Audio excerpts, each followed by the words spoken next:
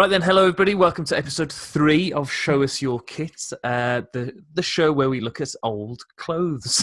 I'm joined by Talking Wolves' own Dave Azzopardi. How are you doing, Dave?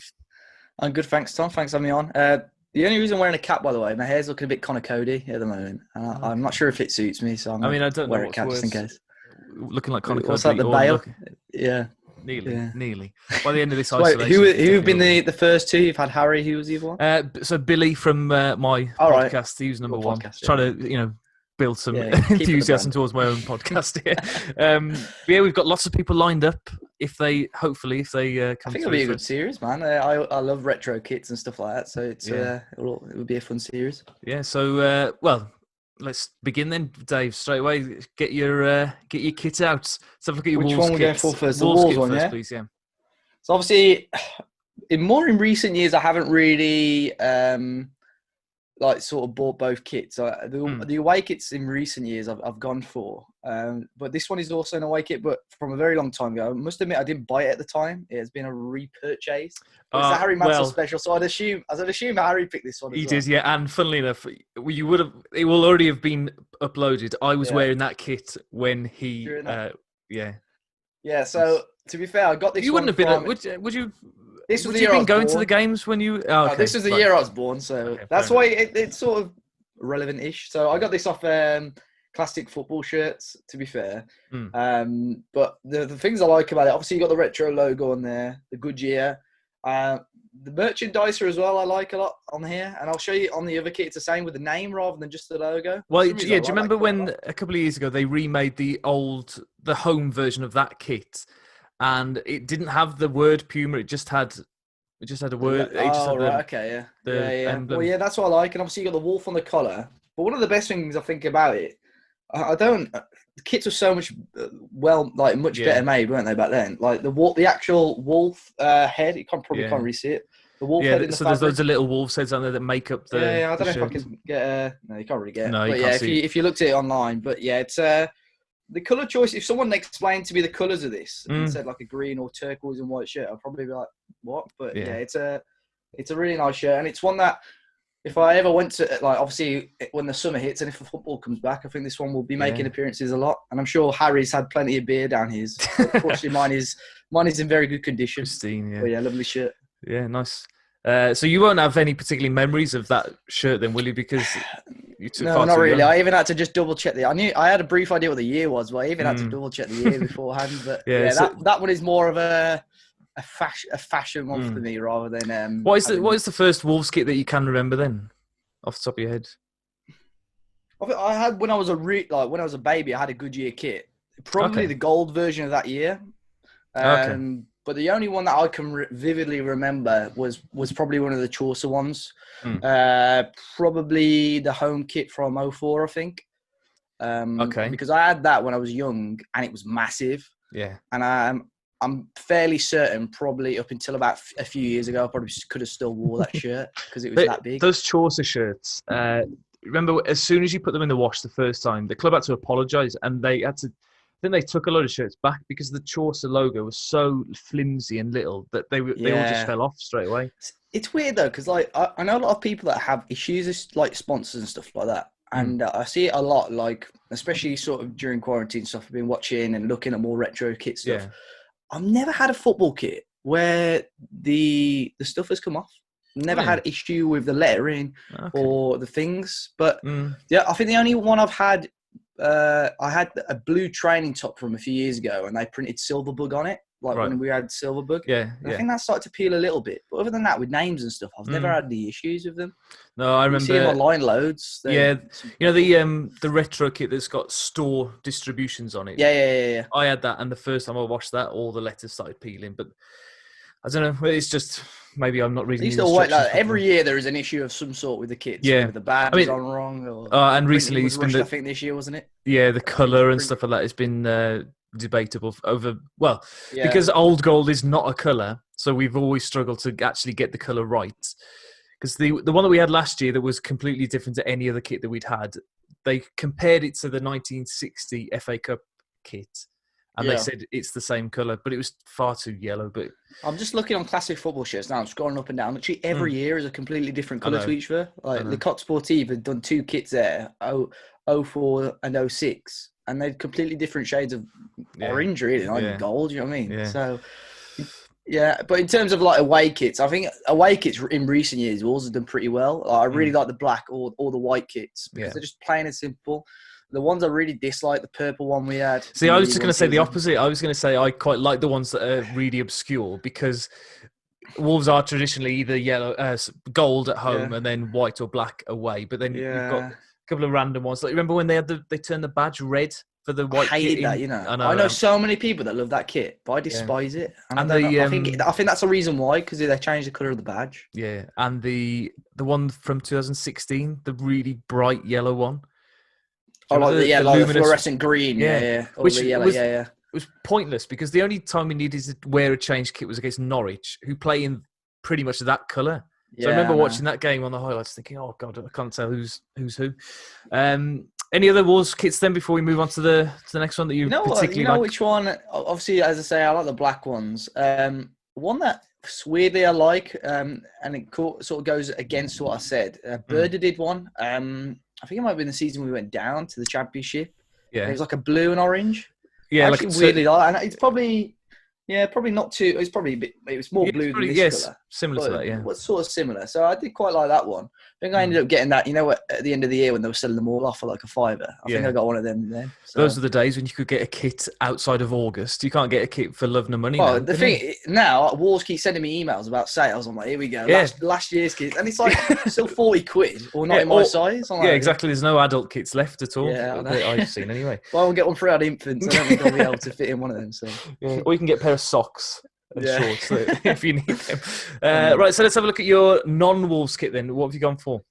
So my non-Wolves kit is one that I had my eye on. It's very well. It's from this season. I had my eye on at the start of the season, and it is the PSG. I think it's the third kit from this year. Okay. So obviously PSG have had. It might be their away kit actually. It's their away kit. So they've had loads of different kits. They've got the thing with Jordan as well. Yeah. So they got. Is that an actual kit, that Air Jordan kit, or is it? So they wear. As far as I'm aware, they wear the Jordan stuff in the Champions League, and they wear the Nike. Well, obviously it's Nike Jordan, but they wear the Nike stuff in the league.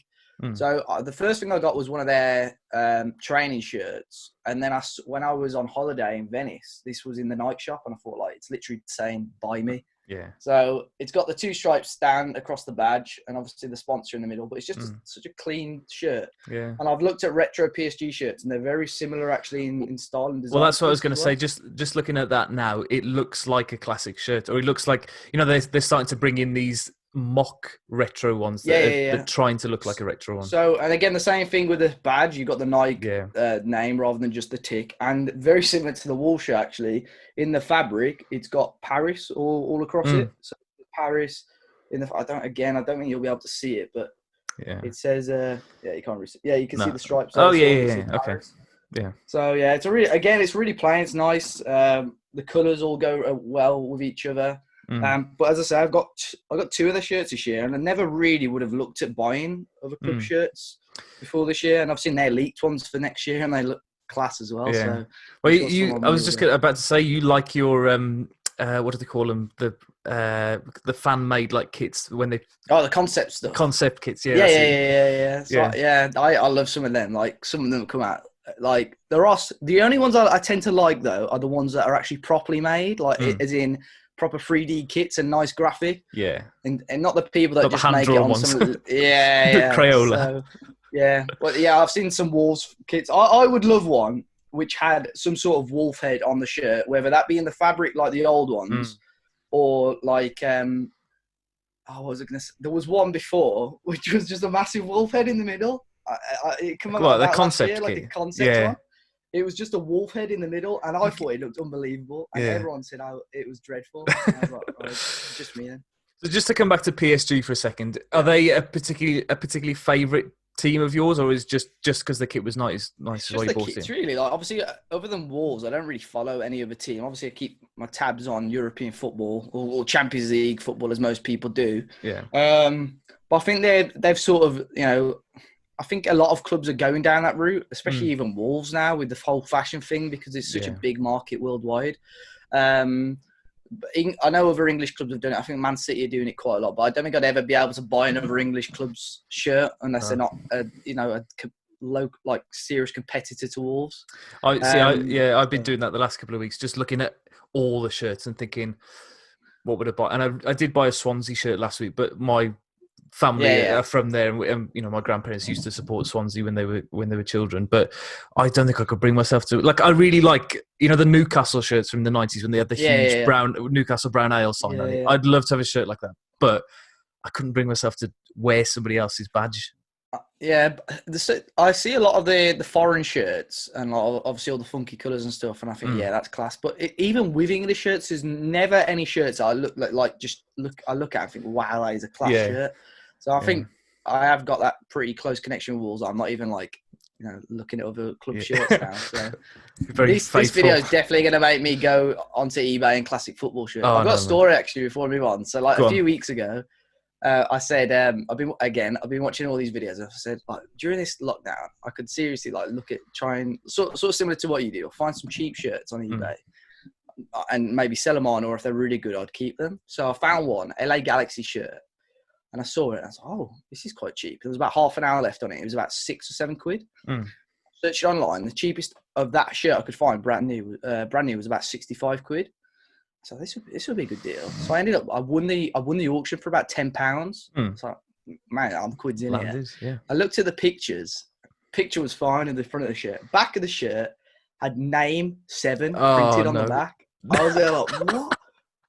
And I saw the 7. I thought, oh, maybe it's Beckham. That'd be great. And it was name 7, so it must have been like a model shirt. Mistake, yeah. So it got delivered a couple of weeks ago, and I've been meaning to maybe try and either iron it off or I've seen someone that used acetone to try and peel it off. Yeah. But I've not braved it yet. You're gonna try and convince somebody that was the name of their number 7 was Name. Name, yeah. Put a little dash on the top of the E. Yeah. Well, that's fine. Putting a little story back here. Right. Let's move on to the next section of the show then, which is to look at some of your favourite clips on YouTube, because that's another thing I found myself doing. One of them. Well, I'm going to have to wait a little while for you to send me the clean version for me to be able to edit in. But otherwise, we're going to start with the Wolves one first, which is Ebanks Blake's goal against Charlton. So talk us through this. Why have you chosen this one? Well, the first thing is, for years, obviously, this has been up, and Sylvan is spelt wrong, and that always grinds my gears on this video because they've added an I for some unknown reason. Yeah. But when you sent me the question, I was like, what clip, what Wolves clip did I watch or have I been watching non-stop? And even with the most recent stuff, I like watching clips and stuff like that. But I never always almost go back to a certain clip. Yeah. I think Cardiff might have been up there, but I don't understand why. I don't really enjoy watching the penalties back. It's almost as if half my brain thinks they're actually going to score the penalties. Yeah, same. Like I still can't believe it. So I don't really enjoy watching that one back. So, this goal from Ebanks Blake, I must have only been 10, which is going to make some people listening feel very old. Yeah. But I remember, obviously, it was on the Championship show. I think it was the featured match on there. And on the Saturday evening, obviously, I knew we'd won. And just seeing this goal, and probably from then up until the end of secondary school, we used to talk about this goal. Yeah. Because obviously the glory days sort of weren't back at Wolves, were they? No, not at all. No. About this goal all the time. And were you not watching the game live then? Can you not remember watching it live? I don't think I had it on live now. I'm fairly certain. I knew the score, but I sort of went back to and watched it on the highlight show. Well, let's watch it now. Let's get rid of that advert. There we go. The eye man. Sylvain. Classic Wolves, just hoof it long up the wing. That's it. Greg Halford is playing for Charlton on this day, isn't he? Yeah. What a finish. It's a finish as well, though. It's not just the piece of skill, it's the finish as well. And, I can't imagine, how good it would have been to be there. And especially with Cole Henry's goal as well after that. It's just so good. And, I know it's such a cliche, but if Messi or Ronaldo had scored that, genuinely it would be on millions of hits on YouTube. I think, to be fair, I think it did win Motor Goal of the Year. With his weaker foot as well. Yeah, which was EFL or the Football League's sort of equivalent. But Look at his face. It's mixed reaction as well. Get in, lad. Yeah. Well, literally, as I say, it's like just one of those goals that for years I could still go on it now. If I was searching through goals, that would definitely be one that I had to pick out. Yeah. Like everyone sort of knew the commentary or tried to know the commentary. So it was a class goal. The story I always tell about that goal is I don't know if they still did the trip when you were at St. Peter's, but we used to go to the Pyrenees in year 12 with Mr. West. And it was Duke of Edinburgh Platinum is what he used to call it, but it was just so that he could go to the Pyrenees for a week.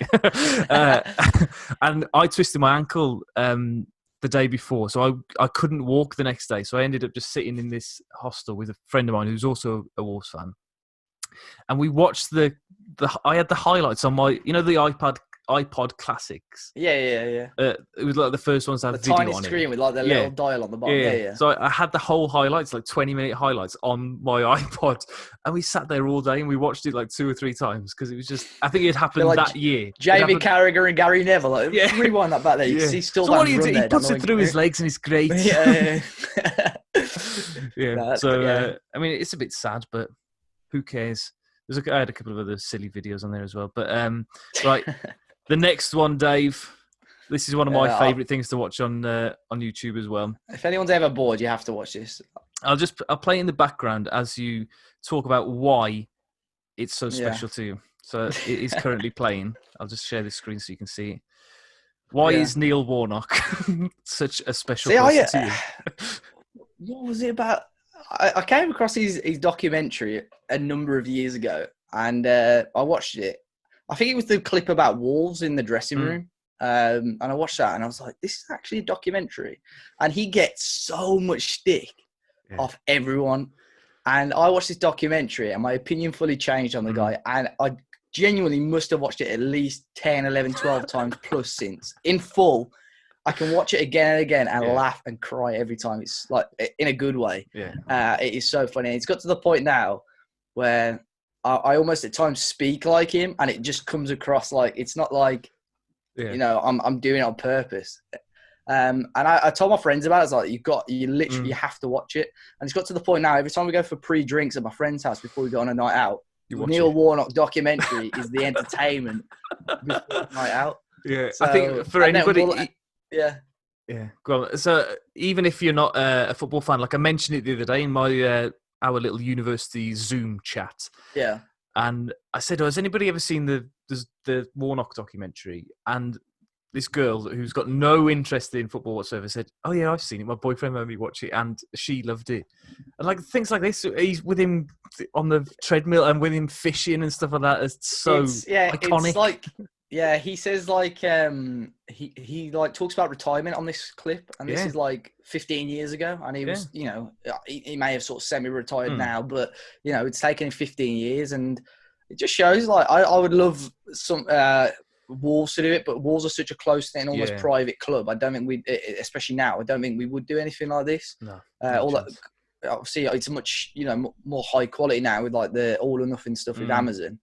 But I even watched. I don't know if you've seen the QPR one, the 5-year plan. I saw it when it first came out. Yeah, and he's in that. Not as much as obviously this one. He's in that, and he even makes me crease in that. And he doesn't have to say much. I just laugh at him all the time. Have you seen the comparison between Guardiola and Warnock? So good, isn't it? So you could watch the documentary and then spend 3 or 4 hours just looking at clips again of that documentary with certain music or comparisons in the background. TikTok is full of Neil Warnock memes now as well. So that's it. Like this documentary came out years before memes were ever thought of, but every scene could it's just blowing up now. If you are on social media, you'll go on there and think, oh my god, I've seen this before. Like literally most clips are relatable, but he's a funny guy as well. Yeah, brilliant. Do you wish that he would have been the manager at Wolves in was it 2012 when he when McCarthy got sacked? I don't know, because I probably wouldn't enjoy this. See, I believe Terry Connor would keep us up until we actually got relegated. So I was always really positive about it. I've only in recent years have I started to get a bit more like real. Yeah, exactly. Yeah. To be fair, I hated soul backing for some reason. I don't know why. I hated soul backing. I made a in Dino We Trust graphic when Dean Saunders came about. That went well. But I don't know. I don't think I would have enjoyed stuff like this if I already like he was Wolves manager. But everything happens for a reason. Although it was 10 years ago. I know a Leeds fan who is going to come on this series as well. Who I remember when they'd sacked Grayson, he was desperate that they were going to get Warnock because he was just convinced that he was going to be the one to get them promoted because he's just got that reputation, hasn't he, of getting teams up. But then that's the ceiling of his capability. Every club I think he's been at, he's left in a much better state. Oh yeah. Well, Cardiff, when he took them over, they were in the bottom 3 in the Championship, and then a year later they're promoted with us. It was them, Palace, QPR. Yeah, he did really well. So everywhere he goes. So he's a good manager, just not a very likable character with most people. Yeah. I like him. But right, let's move on to the final bit of the show then, which is a random piece of football memorabilia, a mystery piece. So you haven't told me what it is. No, this was a tough one because there was quite a few things I could have chose. So obviously there's the generic, football trophies and stuff like that. And because I've been coaching in the last year or so, I've got coaching, memorabilia and stuff. And then I thought of one yesterday, and I thought years ago, this isn't the one by the way. Years ago, the family business did some work for Mick McCarthy, and he signed us all some personal notes and photos. And I've got one, and I don't know where it is, and I sort of wish I had it. And I've been last day I was looking for it, and today I even asked my siblings because we all got one each. I said, "Have any of you got it?" Just so I could show it, and no one knows where theirs is. So my mum and dad said, "Actually, we've got something that you can show." It's a bit of a show and tell. So I'll show you that first. It's a little bag with a wolf head on it. Okay, yeah. Head. And obviously it comes in this box here as well. Nice. With some little tissue paper, all well wrapped. And there's 2, I believe. Some Wolves, money clips. Okay, nice. And these were given to my dad from Rachel Hayho Flint after we did some work for her. Oh, that's nice. So I never knew until today that we had these. And then obviously my parents just got them out, and it's in this nice bag. So I thought it was pretty, something a bit different. I don't think anyone else on the show, I hope, has got these as well. So. Well, certainly not given to them by Rachel Hayho Flint. That's exactly. So yeah, we did. Yeah. So yeah, well, obviously I wanted the Mick one was pretty cool. Yeah. Well, a bit more personal as you were saying that, I was a memory came back to me from, I want to say it was 2007, and England schoolboys played Wales schoolboys at Molineux, and the concert band at St. Peter's played the national anthems for both teams, obviously, and I was there playing the trumpet, and McCarthy was there in a box or something. We had to leave our instruments somewhere in the ground, and then we had to come back out through the director's box or whatever, and he was sat there, and all I had on me was the music of the national anthem. So I just handed him this piece of paper and he signed it. So somewhere, I don't know where, in a box in my parents' house in the loft is a signed copy of the national anthem. It's a shame, isn't it? Stuff like that. At the start of lockdown, I tidied all my cupboard up, and there was so much Wolf stuff in there. So I've got all the newspaper stuff from when we got promoted in 2008 and stuff like that. So I've got all of that, and loads of programs, and there's loads of Wolf stuff in there. But I just thought anything in there. I mean, it would have been pretty cool to show that, I suppose. But anything in there, and then they brought up these money clips, which is they're really much more personal story, isn't it? Yeah, really good. Yeah. Right. Well, thanks for joining me, Dave. Just tell everybody where we can find you on all your social medias. Yeah. So my social medias are just Dave Azzopardi, AZZOPARDI, and obviously Talking Wolves everywhere as well. How are you doing as well in lockdown in terms of content? What are you doing at the moment? So I did have a list of wall stuff to do for Talking Wolves, but I just not really almost had them. It sounds really, really negative and weird. I'm almost not had the motivation to do them. I suppose it's because football's not here as well. It's just making it's going to be surreal when it comes back. So I've just been getting the hours in on FIFA and Football Manager, to be honest. Nice. And should be doing a lot more work than I am doing, but. Well, I think we all feel the same. We all feel a bit guilty, but right. Well, thanks for joining me, Dave. Keep yourself My pleasure, safe. Tom, thank you. And we'll see you very, very soon. See you later. Bye-bye. Cheers.